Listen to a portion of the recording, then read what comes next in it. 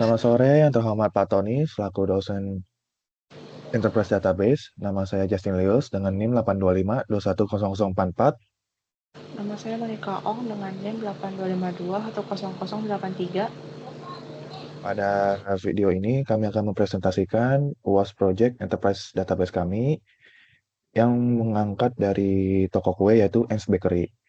Jadi pada project ini kami menggunakan kasus dari toko Ens Bakery yang dimana sebuah toko bakery yang berfokus untuk menyediakan berbagai jenis roti, kue, dan pastry dengan kualitas terbaik. Dia berdiri sejak tahun 2014. Ens Bakery telah menjadi salah satu pilihan utama pelanggan di wilayah Jakarta. Dengan komitmen pada rasa dan kualitas, Ens Bakery terus berinovasi dalam menciptakan produk yang memuaskan pelanggan. Saya akan membahas IAD terlebih dahulu, dimulai dari konseptualnya. Di konseptual memiliki pelanggan, di mana untuk menyimpan data pengguna sistem yang memesan produk. Kemudian terdapat alamat untuk menyimpan informasi lokasi pelanggan. Kemudian terdapat produk untuk menyimpan informasi barang yang dijual di sistem. Ada kategori untuk mengelompokkan produk berdasarkan tipe atau jenis tertentu. Kemudian terdapat keranjang untuk menyimpan barang-barang yang dipilih oleh pelanggan sebelum dibuat menjadi pesanan. Kemudian terdapat pesanan, yaitu informasi terkait transaksi yang dilakukan oleh pelanggan, seperti tanggal, status, dan detail pesanan. Kemudian terdapat detail pesanan, yaitu menyimpan informasi produk yang ada di dalam suatu pesanan, termasuk jumlah dan harga. Kemudian terdapat pengiriman untuk menyimpan informasi terkait proses pengiriman pesanan, seperti waktu dan status pengiriman. Kemudian ada kurir untuk menyimpan data kurir yang bertugas mengantarkan barang. Kemudian terdapat pembayaran, yaitu informasi tentang proses pembayaran pesanan, termasuk metode yang digunakan dan diskon yang diterapkan. Yang ke-11 terdapat metode pembayaran, yaitu menyimpan jenis metode pembayaran yang digunakan seperti kartu kredit atau transfer debit bank. Kemudian ada diskon, yaitu informasi terkait potongan harga yang diterapkan oleh pada pesanan. Dan yang terakhir adalah riwayat pesanan untuk menyimpan rekaman pesanan yang sudah selesai diproses. Kemudian lanjut, masih tentang ERD, yang ini adalah logikalnya, di mana saya akan membahas rinciannya di bawah ini, yaitu spesifikasi tabel, yaitu nama tabelnya pertama ada pelanggan, yang isinya data pelanggan, pemeriksaannya berupa ID pelanggan dan ID alamat. Kemudian dia memiliki beberapa atribut, yaitu ID pelanggan, ID alamat, nama pelanggan, password, confirm password, email pelanggan, dan nomor telepon pelanggan. Selanjutnya adalah tabel alamat, di mana pemeriksaannya itu alamat dan ID pelanggan. Di mana selain itu memiliki atribut kategori alamat, tipe alamat yang digunakan, jenis alamat, alamat lengkap, provinsi, kota, dan kode pos. Kemudian ada tabel pesanan, dan primary key-nya ID pesanan, foreign key-nya berupa ID pelanggan, ID pembayaran, dan ID pengiriman. Di mana ID selain itu terdapat atribut nama penerima, tanggal pesanan, dan status. Kemudian ada detail pesanan dengan primary key-nya ID detail pesanan, foreign key-nya yaitu ID pesanan dan ID produk. Selain itu terdapat atribut kuantitas, harga satuan, ukuran kue, kata hiasan, nominal, dan catatan. Kemudian terdapat tabel metode pembayaran dengan primary key-nya yaitu ID metode pembayaran. Selain itu ada nama atribut yaitu nama metode. Kemudian di sini selain itu ada atribut tanggal pembayaran dan nominal. Selanjutnya ada tabel riwayat pesanan, di mana primary key-nya yaitu ID riwayat, foreign key-nya ID pesanan, ID metode pembayaran, dan ID diskon. Selain itu terdapat atribut waktu tiba. Kemudian ada tabel kurir, di mana primary key-nya yaitu ID kurir. Selain itu ada atribut nama kurir dan nomor telepon kurir. Kemudian ada tabel produk, di mana primary key-nya yang berupa ID produk, foreign key-nya ID kategori, dan ID informasi. Selain itu terdapat atribut nama produk, harga produk, stok produk, gambar produk, dan status produk. Kemudian terdapat tabel kategori, di mana primary key-nya berupa ID kategori. Selain ID kategori, ada atribut nama kategori. Kemudian ada nama tabel yaitu informasi, di mana primary key-nya yaitu ID informasi, foreign key-nya yaitu ID produk. Di mana selain itu terdapat atribut detail dan perawatan. Kemudian nama ada keranjang, yaitu primary key-nya yaitu ID keranjang, foreign key-nya adalah ID pelanggan dan ID produk. Selain itu ada atribut lain yaitu kuantitas dan nominal. Kemudian ada tabel diskon, di mana primary key-nya itu ID diskon. Selain itu ada atribut nama diskon, kode diskon, persentase diskon, tanggal mulai, dan sampai tanggal berakhir. Kemudian ada pengiriman, yaitu ID primary key-nya ID pengiriman, dengan foreign key ID pesanan, ID alamat, dan ID kurir. Selain itu, ada atribut waktu pengiriman dan status pengiriman. Selanjutnya saya akan menjelaskan hubungan antar tabel satu sama lain, dimulai dari pelanggan, one-to-one ke alamat, yaitu setiap pelanggan memiliki satu alamat. Relasi ini menggunakan ID alamat sebagai foreign key di tabel pelanggan. Kemudian pelanggan one-to-many pesanan, di mana seorang pelanggan dapat melakukan banyak pesanan. Relasi ini menggunakan ID pelanggan sebagai foreign key di tabel pesanan. Kemudian pelanggan one-to-many keranjang, seorang pelanggan memiliki satu keranjang berisi beberapa produk. Kemudian pelanggan one-to-many riwayat pesanan. Riwayat pesanan ini mencatat pesanan yang dilakukan oleh pelanggan. Selanjutnya ada tabel alamat berrelasi dengan one-to-one ke pelanggan, di mana alamat terkait dengan pelanggan yang memiliki alamat tersebut. Kemudian alamat one-to-many pengiriman, di mana setiap alamat digunakan sebagai tujuan untuk satu atau lebih pengiriman. Selanjutnya ada pesanan many to one ke pelanggan. Setiap pesanan dibuat oleh satu pelanggan. Relasi ini menggunakan ID pelanggan sebagai foreign key di tab pesanan. Kemudian pesanan one to one pembayaran. Setiap pesanan memiliki satu pembayaran yang terkait. Kemudian pesanan one to one pengiriman. Setiap pesanan memiliki satu pengiriman yang terkait. Kemudian pesanan one to one riwayat pesanan, di mana setiap pesanan akan dicatat dalam riwayat pesanannya. Kemudian pesanan one to many di tab pesanan, di mana setiap pesanan memiliki beberapa detail pesanan yang mencakup produk yang dipesan. Selanjutnya ada tabel pembayaran berrelasi many to one ke metode pembayaran, di mana setiap pembayaran menggunakan satu metode pembayaran. Kemudian pembayaran many to one ke tabel diskon, di mana setiap pembayaran dapat memiliki satu diskon yang diterapkan atau opsional.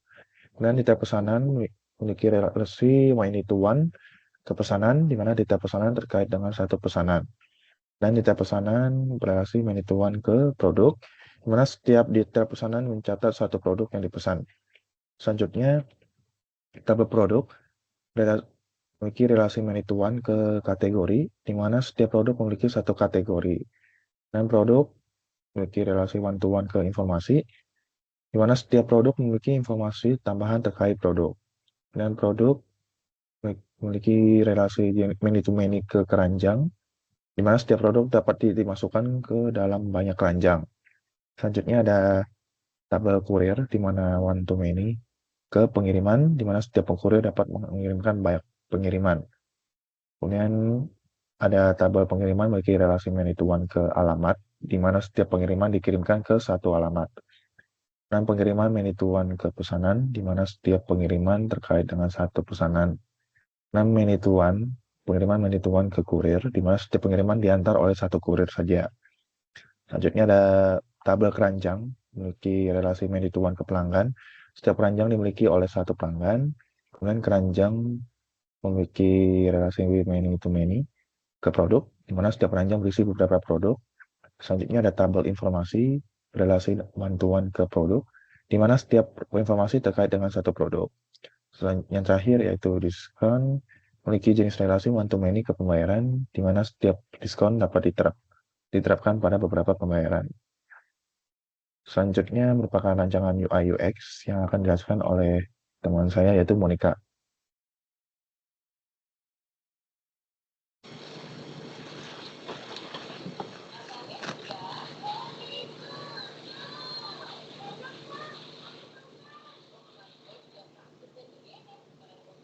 Oke, jadi ini adalah halaman onboarding dari aplikasi Anspeak House and Creamery. Bisa klik login. Ketika klik login, maka akan masuk ke halaman login. Nah, ini ketika loginnya itu sudah terisi, ada email dan password. Lalu kalau misalkan kita mau sign up, bisa klik yang tombol sign up. akan muncul halaman sign up. Di sini user akan diminta untuk memasukkan full name, email, dan juga password. Lalu user juga bisa melakukan login menggunakan login with Google. Ini seperti ini. Bisa klik salah satunya. Nah, ini kita akan sudah masuk ke halaman utama dari aplikasi Ans Bakehouse. Nah, di sini tadi ada search, lalu ada daftar today best deal, lalu ada daftar kategorinya, dan di situ juga ada daftar popular itemsnya. Kita bisa masuk ke satu kategori dulu, bisa pilih yang cake. Nah, di sini kita udah masuk ke halaman produk untuk tipe kategorinya cake. Lalu kita bisa coba lihat yang cookies juga, pastry, lalu cold dessert, dan juga super creation. Nah, kita kembali ke cake lagi. Nah, di sini untuk memesan produk, kita bisa klik salah satu produknya. Nah, di sini kita udah masuk ke detail produk. Ada nama produknya, ada tanggal, lalu di sini user bisa memilih size yang diinginkan. Kemudian user juga bisa memilih keywordingnya, menuliskan keywording yang diinginkan. Lalu juga user bisa melihat di deskripsi produknya, ada details dan juga storage care. Jika user ingin menambahkan produk ke dalam keranjang, bisa klik add to cart. Nah, di situ keranjangnya sudah ditambah. Kita bisa klik icon keranjang dan masuk ke halaman keranjang. Di halaman keranjang ada item yang tadi dimasukkan, dan juga ada item produk gratis dari Ans Bakehouse-nya. Lalu ada field untuk menaruh kode diskon dan juga ada rincian biayanya. Kita bisa menekan checkout untuk melakukan checkout. Nah, di sini kita diminta untuk memilih alamat tagihan dan alamat pengiriman. Untuk sekarang itu alamat tagihan dan pengiriman dipilih. Kita bisa menambahkan alamatnya dengan klik add atau edit. Nah, lalu kalau menambah bisa klik tambah alamat. Ketika klik tambah alamat akan muncul form seperti ini. Bisa klik. Nanti ini kalau formnya sudah terisi. Kalau untuk menyimpan kita bisa klik simpan alamat. Nah, itu kalau alamat yang baru sudah ditambahkan. Kita bisa klik yang balik untuk balik ke halaman tadi. Untuk alamat tagihan juga sama caranya. Lalu kita bisa klik lanjutkan. Nah, di sini kita masuk ke halaman extra info. Di halaman extra info ini kita diminta untuk memberikan nama penerima, tipe pengiriman, lokasi, tanggal pengiriman, dan juga waktu. Nah, lanjutkan. Nah, ini adalah contoh pengisiannya seperti ini. Kita bisa melanjutkan jika sudah selesai mengisinya. Maka akan masuk ke halaman konfirmasi order. Sini ada alamat yang tadi dipilih, delivery date, metode pengiriman dan harganya. Lalu user juga diminta untuk mengisi metode pembayaran. Bisa coba klik yang BCA. Lalu di bawah ada rincian biayanya. Kalau udah, user bisa klik bayar sekarang. Nah, ini adalah konfirmasi kalau pesanan itu sudah tersimpan. Kembali ke home. Kita bisa buka menu sidebar. Nah, di sini kita bisa klik yang Keyurdasani. Akan masuk ke halaman profil.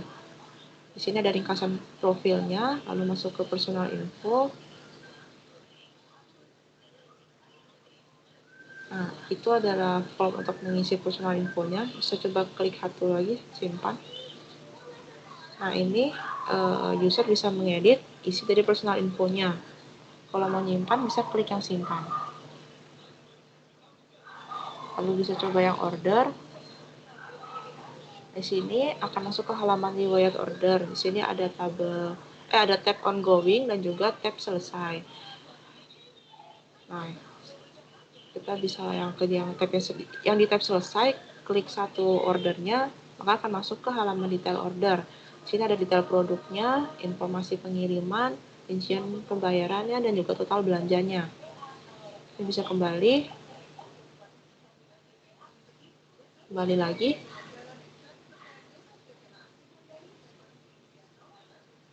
Kita masuk ke halaman utama dulu. Nah, masuk ke terms and condition. Di sini ada halaman terms and condition dari Ans Bakehouse. Seperti ini. Lalu ada halaman beyond and service juga. Jadi ini isinya layanan dari Ans Bakehouse lainnya. Lalu juga ada halaman Ans Indonesia. Jadi ini halaman dengan informasi packaging yang bisa dilakukan oleh Ans Bakehouse. Lalu ada halaman custom hampers. Ini adalah halaman informasi mengenai custom hampers dari Ans Bakehouse. Lalu ada halaman about us untuk Ans Bakehouse.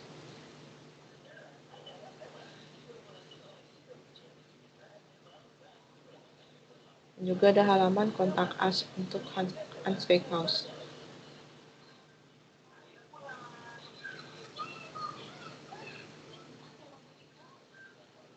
Lalu untuk melakukan logout, bisa klik logout. Jadi seperti itulah untuk tampilan di halaman pengguna.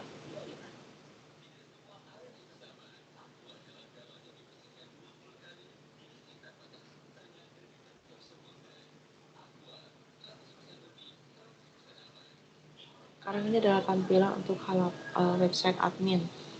Jadi ini adalah halaman loginnya dulu. Di sini ada admin diminta untuk masukkan email address dan juga password. Itu kalau udah terisi,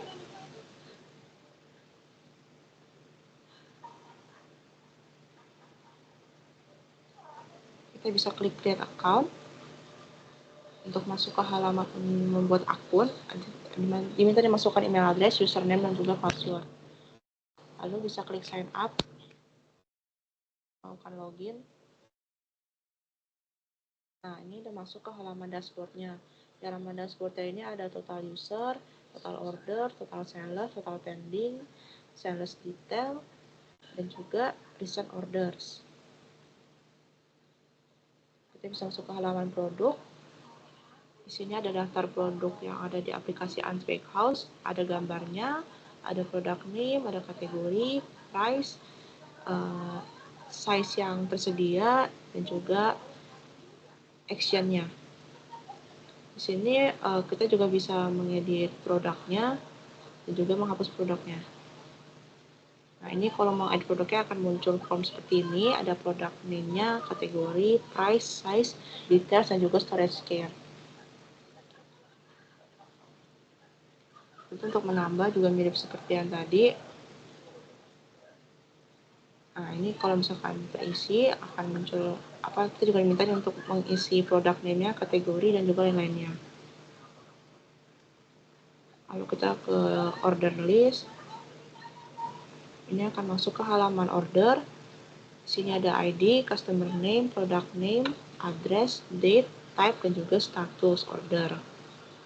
Ini kita bisa melakukan filter, bisa ada filter by tanggal, order type, status, dan juga reset filter. Kalau dari order type, di sini kita bisa pilih kategorinya. Misalkan kita pilih tipe cake dan juga pastry, maka akan muncul order berdasarkan tipenya yang tadi kita pilih, ada cake dan juga pastry. Lalu kita lanjut. Ini ke halaman customer. Di halaman customer ini adalah daftar customer yang udah membuat akun di Ans Bakehouse. Ini ada ID-nya, name, address, email, kontak, dan juga action-nya. Lalu ke halaman Teams. Ini adalah halaman Teams dari Unspec House-nya. Ada ID, name, email, kontak, dan juga action. Lalu ke halaman report. Di halaman report ini ada seperti tadi, ada total user, lalu juga ada trend sales details, ada trend revenue, ada customers, daftar customers baru dan juga customer yang berulang. Terus ini juga ada daftar produk atau produk. Dan juga dilihat juga bisa ada jumlah produknya itu terjual berapa, seperti itu. Itu kita bisa ke halaman setting. Nah, di sini user admin bisa mengedit settingannya. Lalu untuk logout bisa klik yang logout. Seperti itu untuk bagian tampilan website backend atau adminnya.